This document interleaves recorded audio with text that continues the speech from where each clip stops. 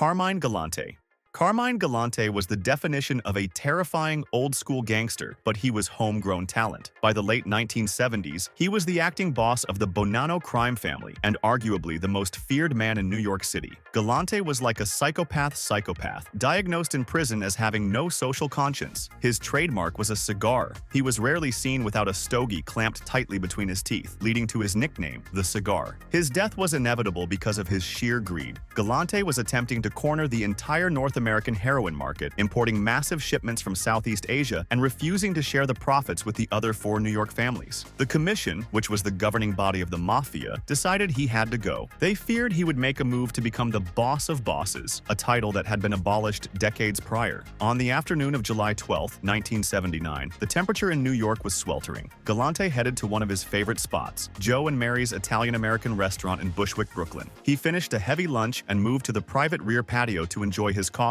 and, of course, a cigar. He was sitting with a Bonanno associate and a cousin, feeling untouchable. At 2:45 p.m., a blue Mercury sedan pulled up to the restaurant. 3 men in ski masks burst through the rear entrance onto the patio. They didn't say a word. The hit team was armed with heavy firepower, carrying sawed-off shotguns and semi-automatic handguns. Galante attempted to stand, but he never had a chance. The gunmen unleashed a torrent of lead at point-blank range. The specific brutality of the hit was a message. Galante was blasted in the chest with a shotgun, the force of the buckshot knocking him backward. Simultaneously, rounds from the handguns tore through his face and left eye. He collapsed near the garden wall. When the police arrived moments later, they found a gruesome, almost cinematic scene. Galante was dead, his body riddled with holes, but in a final act of defiance, his cigar was still clenched tight in his teeth.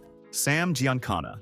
Sam "Momo" Giancana was the flashiest boss the Chicago outfit ever saw. He wasn't like the shadowy figures of the East Coast. Giancana loved the limelight. He dated famous singers like Phyllis McGuire, hung out with Frank Sinatra, and allegedly helped deliver the Union vote for John F. Kennedy. But his crazy life led to a paranoid and lonely end. By 1975, Giancana had been stripped of his power as boss. He had brought too much heat to the organization, and the outfit's true power, Tony Accardo, was tired of the headlines. Giancana had spent time in exile in Mexico, but was forced back to the U.S. to face a Senate committee regarding CIA plots to assassinate Fidel Castro, plots Giancana had been involved in. The outfit was terrified that the chatty, bitter former boss would spill secrets to the government to save his own skin. On the night of June 19, 1975, Giancana was alone in his basement kitchen in Oak Park, Illinois. He was preparing a late-night snack, frying Italian sausage and peppers in a skillet. It was a domestic, quiet scene. Forensic evidence suggests he knew his attacker. There was no forced entry. Giancana had likely welcomed the guest in, perhaps offering them a drink or a plate of food. While Giancana was tending to the stove, the attacker moved silently behind him. The weapon was a .22 caliber high-standard pistol equipped with a homemade silencer. The choice of weapon was professional, ensuring a death without a massive exit wound mess, and the silencer meant the neighbors heard nothing. The assassin fired one shot into the back of Giancana's head, but the attacker wasn't done. He rolled the former boss over onto his back. To send a specific message to anyone else thinking of talking to the feds, the assassin fired 6 more shots directly into Giancana's mouth and chin.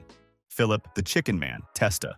One of the most violent deaths in American Mafia history belongs to Philip Testa. Testa was a jagged-edged, physically imposing man who earned his nickname the Chicken Man because of his involvement in the poultry business. He took over the Philadelphia crime family after the assassination of the previous boss, Angelo Bruno. However, the Philadelphia mob was in chaos. The Gentile days were over, and a faction within the family, led by his own underboss, wanted the crown. They didn't want to just shoot Testa. They wanted to make a statement that would shake the entire city. They opted for a method rarely used because of its volatility, a remote-controlled nail bomb. On March 15, 1981, just 1 year into his reign as boss, Testa returned to his comfortable twin home in South Philadelphia. It was late at night, and as he walked up the steps to his front porch, he had no idea that conspirators had packed a highly improvised explosive device with nails and shrapnel and wedged it under the porch boards right beneath the front door. As Testa turned his key in the lock, the triggerman, watching from a car down the block, detonated the device. The explosion was massive. It didn't just eliminate Testa,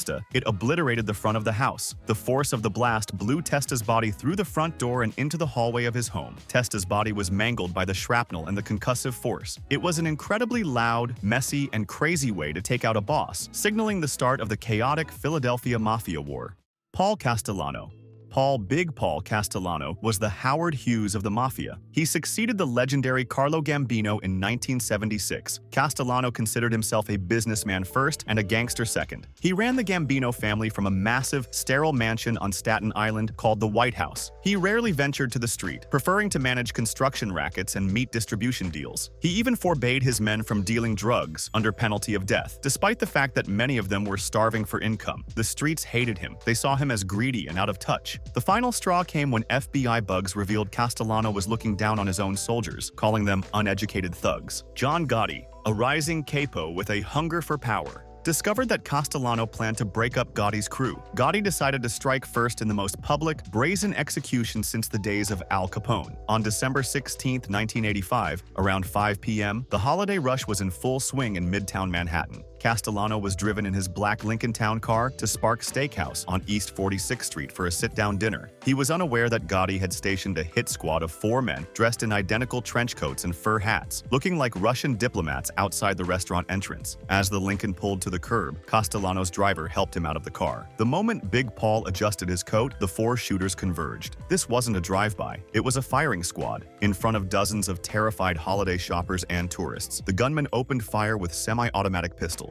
Castellano was hit 6 times in the head and chest. The specific lethality was overwhelming. One shot severed his spinal cord, dropping him instantly. His underboss, Thomas Bellotti, was also gunned down on the pavement. Joseph Colombo.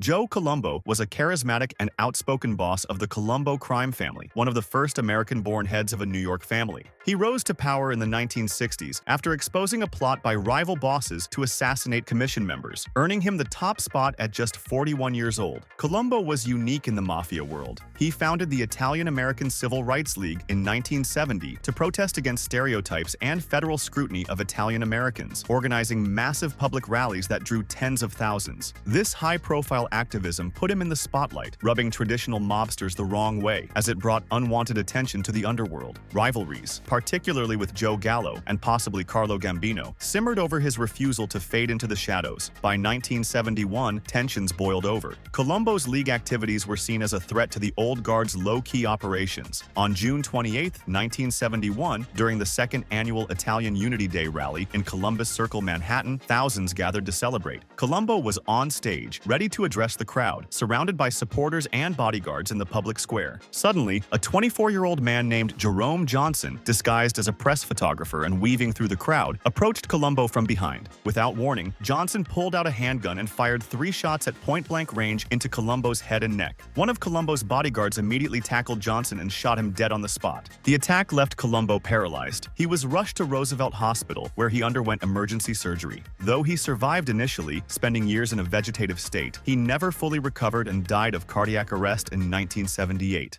Frank Cali.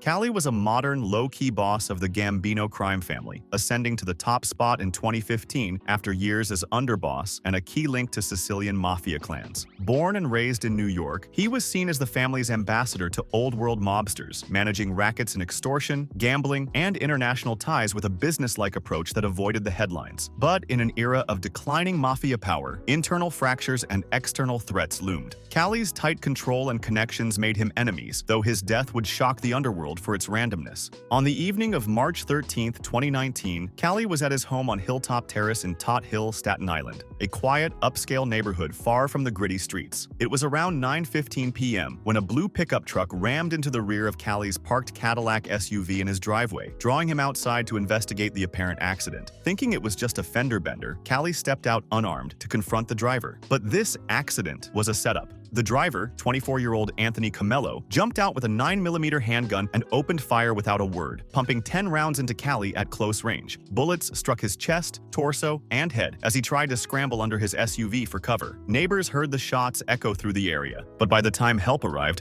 Cali was dying on the pavement. When police showed up, it looked like a scene from a movie. Crashed cars, shell casings everywhere, and Cali's body slumped beside his car.